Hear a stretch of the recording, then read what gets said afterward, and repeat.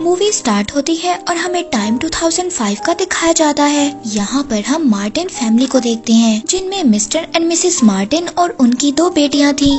उनकी बड़ी बेटी ग्रेस और छोटी बेटी अमेंडा थी। अब मार्टिन इंडिया रोबोटिक कंपनी से एक रोबोट को खरीदते हैं। अब अपनी फैमिली के सामने मिस्टर मार्टिन उस रोबोट को एक्टिवेट करते हैं। वो रोबोट एक्टिव होते ही उस फैमिली को रोबोट्स के 3 लॉ बताता है। उसका फर्स्ट लॉ ये था, किसी भी रोबोट ने इंसान को जख्मी या उस पर वार नहीं करना। दूसरा लॉ ये था कि रोबोट को हमेशा इंसानों के ऑर्डर्स को मानना है, सिवाय किसी दूसरे इंसान को मारने के। तीसरा और आखिरी लॉ ये था, रोबोट्स ने हमेशा अपनी एग्जिस्टेंस को बचाना है। अब ये सब देखकर वो पूरी फैमिली बहुत ज्यादा हैरान हो जाती है। मार्टिन की छोटी बेटी रोबोट का नाम एंड्रो रखती है, लेकिन मार्टिन की बड़ी बेटी ग्रेस को ये रोबोट बिल्कुल भी पसंद नहीं आता। मिस्टर मार्टिन एंड्रो को रहने के लिए बेसमेंट में जगह देते हैं। अब मिस्टर मार्टिन एंड्रो की ड्यूटीज में मेंटेनेंस, हाउसकीपिंग और घर के काम करना सेट करते हैं। अब नेक्स्ट डे एंड्रो अपनी सारी ड्यूटीज परफॉर्म करता है। वो बेसमेंट भी क्लीन करता है और वहाँ पर उसको एक पुराना फोनोग्राफ मिलता है। उस फोनोग्राफ को वो रिपेयर भी करता है।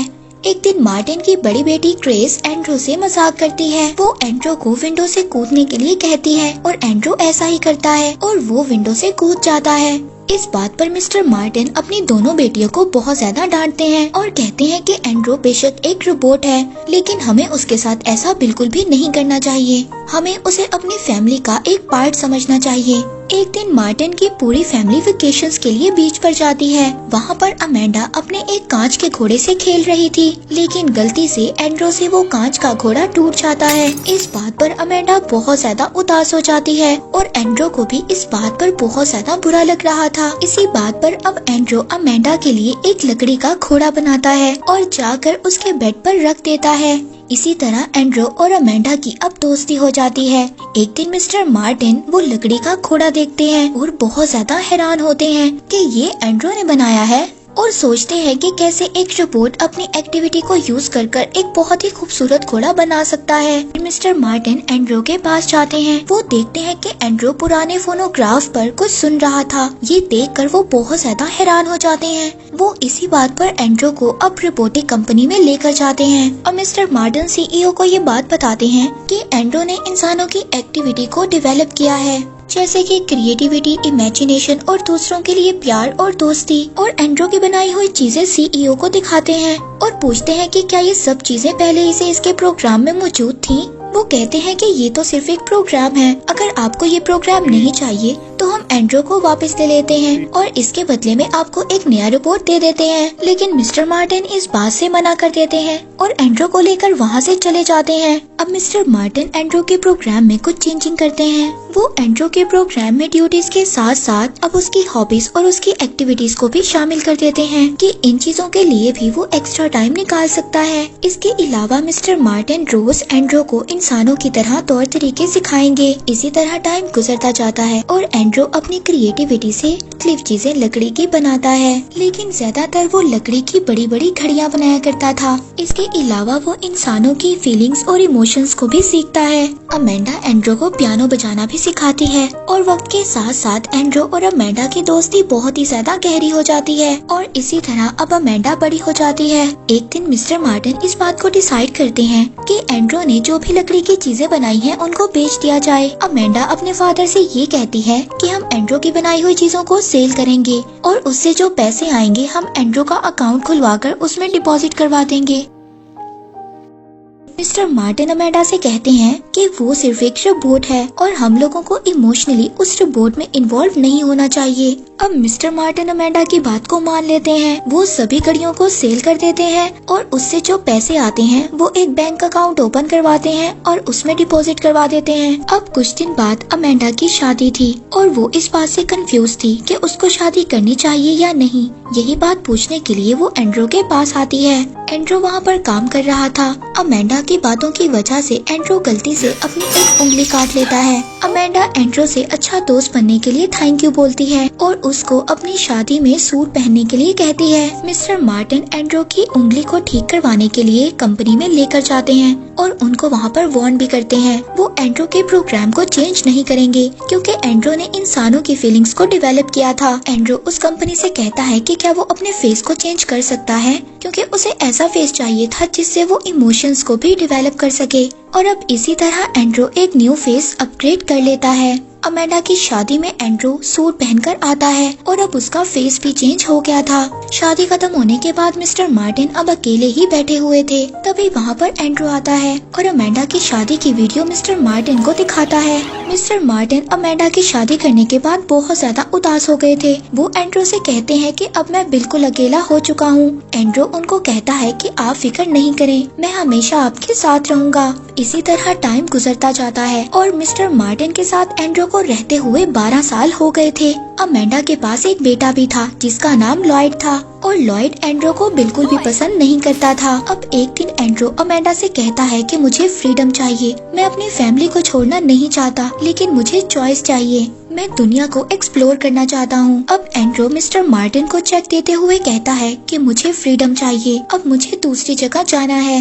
ये सुनकर मिस्टर मार्टिन को बहुत ज्यादा बुरा लगता है क्योंकि एंड्रो उनका बहुत अच्छा दोस्त था। इस बात पर वो अपनी बेटी अमेंडा को भी डांटते हैं क्योंकि ये सारे आइडियाज अमेंडा ने ही एंड्रो के माइंड में डाले थे। अमेंडा अपने फादर से कहती है कि हम कब तक एंड्रो को अपने पास रोक कर रख सकते हैं, आखिर एक दिन एंड्रो को जाना ही है। अब दुखी दिल से मिस्टर मार्टिन एंड्रो के चेक को वापस कर देते हैं और उसको फ्रीडम दे देते हैं। अब एंड्रो मिस्टर मार्टिन के पास से चला जाता है। कुछ दिन बाद वो बीच पर जगह खरीदता है और वहाँ पर एक बहुत ही प्यारा घर बनाता है। अब वहाँ पर रहते हुए एंड्रो को 16 साल हो गए थे। वो दुनिया से काफी कुछ सीखता है और वहाँ पर रहते हुए वो लकड़ी की काफी ज्यादा चीजें भी बनाता है। अमेंडा भी काफी एजिड हो गई थी।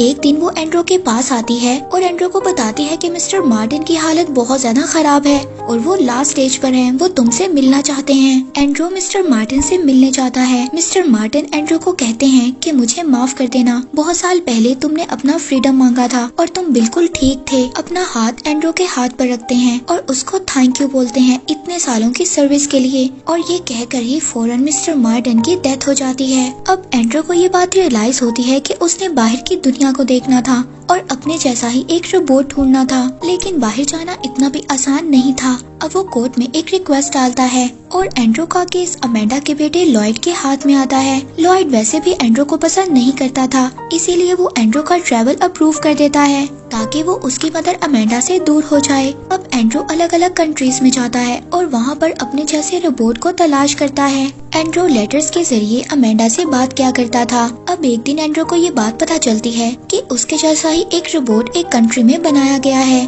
अब वो जब वहाँ पर पहुँचता है तो उसको एक फीमेल रोबोट दिखाई देती है जो कि हाइपर एक्टिव थी। वो उसको देखकर बहुत ज्यादा खुश होता है और उसका पीछा करते हुए एक वेयर हाउस में पहुँच जाता है। वो उस फीमेल रोबोट को देखकर बहुत ज्यादा खुश होता है, लेकिन तभी उसे ये बात पता चलती है कि ये रोबोट जो इतना एक्टिव है, इस रोबोट की पर्सनालिटी चिप को ऑन किया गया है, यानी कि किसी ने उसको प्रोग्राम किया है ऐसा बनने के लिए, और ओरिजिनली वो ऐसा नहीं है।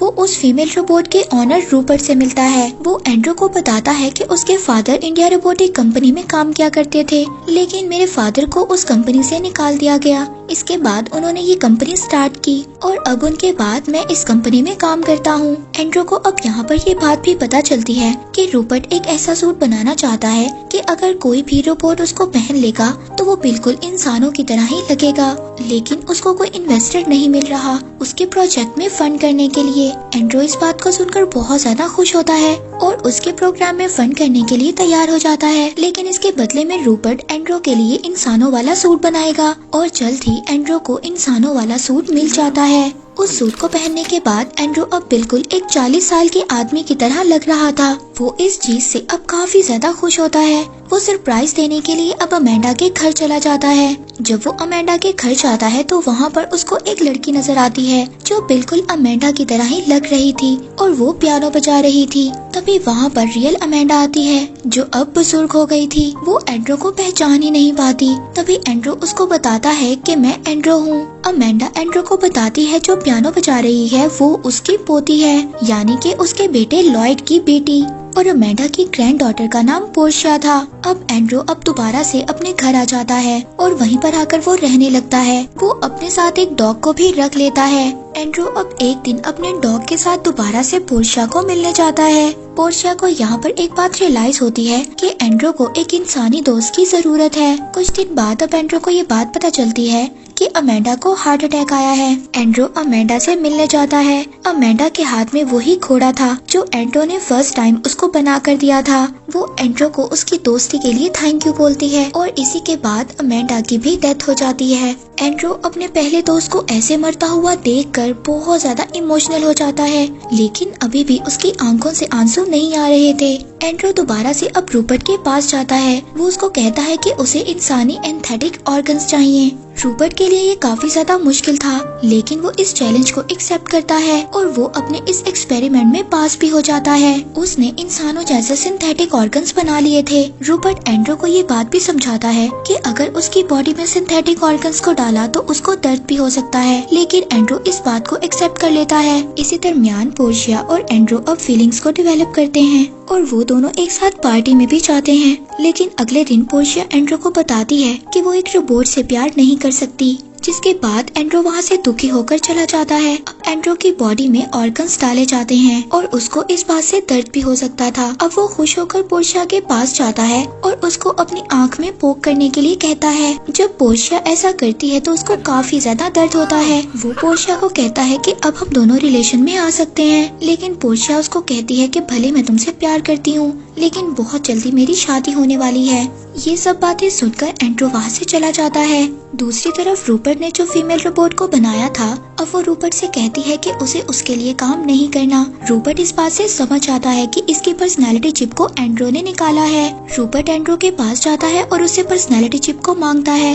एंड्रो पहले तो इनकार कर देता है, लेकिन बाद में वो रूपर्ट को वो पर्सनैलिटी चिप दे देता है। अब वो दोनों पोर्शिया की एंगेजमेंट पार्टी में जाते हैं। पोर्शिया भी एंड्रो को पसंद करती थी और शायद वो इसी बात का वेट कर रही थी कि एंड्रो यहाँ पर आए और उसकी पार्टी को क्रैश कर उसको वहाँ से ले जाए। इसके बाद रूपर्ट और एंड्रो वहाँ से चले जाते हैं। रूपर्ट एंड्रो को बताता है कि वो एक नया चेंज ला रहा है जिससे वो एक कंप्लीट इंसान बन सकता है। वो चेंजिंग्स उसकी फिजिकल डिजायर्स भी हो सकती हैं और इसके बाद वो एक कंप्लीट ह्यूमन बन जाएगा। अगले दिन एंड्रो पोर्शिया से मिलता है और उसको बताता है कि वो उसे पसंद करता है, लेकिन पोर्शिया वहाँ से गुस्से से जाने लगती है। एंड्रो उसका हाथ पकड़ लेता है और फिर वो लोग एक क्वालिटी टाइम स्पेंड करते हैं।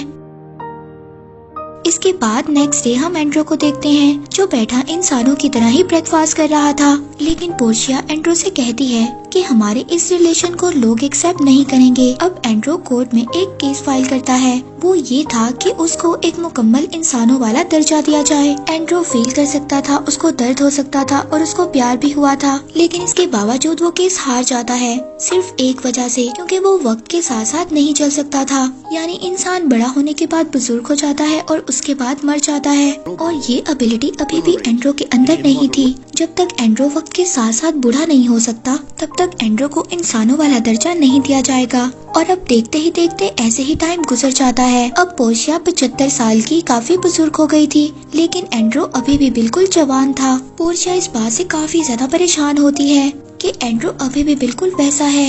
एंड्रो पोर्शिया से कहता है कि आज की टेक्नोलॉजी की वजह से तुम मेरे साथ हमेशा के लिए जिंदा रह सकती हो। पोर्शिया इस बात से मना कर देती है और उसको समझाती है कि इंसान हमेशा जिंदा नहीं रह सकता। इंसान पैदा होता है, फिर बड़ा होता है और फिर बुजुर्ग होने के बाद वो मर जाता है, और यही इंसान का एक लाइफ साइकिल है। अब एंड्रो बैठकर ये बात सोचता है कि उसको हमेशा के लिए नहीं रहना है, सिर्फ उसको एक इंसान के साथ ही रहना है, यानी कि पोर्शिया के साथ। अब वो दोबारा से रूपर्ट के पास जाता है। रूपर्ट की कंपनी काफी ज्यादा बड़ी हो गई थी और वो एक काफी अच्छा बिजनेस कर रहा था। रूपर्ट अब खुद भी बुजुर्ग हो गया था। एंड्रो रूपर्ट से कहता है कि वो उसे मुकम्मल तौर पर इंसान बना दे। जब एंड्रो की बॉडी में सिंथेटिक ऑर्गन्स को डाला गया था तो उसके साथ ही एक फ्लूइड को डाला गया था।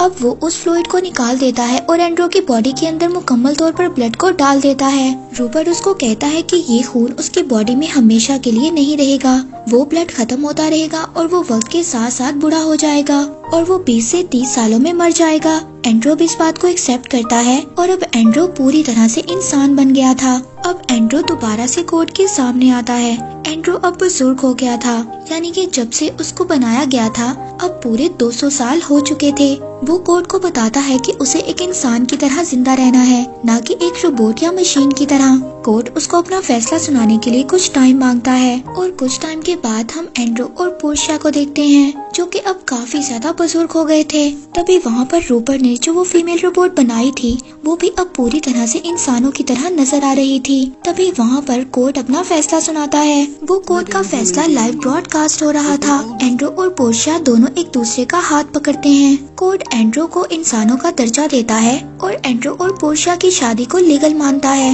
लेकिन ये फैसला सुनने से पहले ही एंड्रो मर जाता है और पोर्शिया का हाथ छोड़ देता है, यानी कि 200 साल बाद एक रोबोट इंसान बनकर मर गया था। पोर्शिया उस फीमेल रोबोट से कहती है कि एंड्रो हमेशा से इंसान ही था, उसे किसी भी कोर्ट के फैसले की जरूरत नहीं थी और वो एंड्रो का हाथ पकड़कर खुद भी इस दुनिया से चली जाती है। और ये एक रोबोट की स्टोरी जो 200 साल तक जिंदा था, यहीं पर इस स्टोरी का एंड हो जाता है।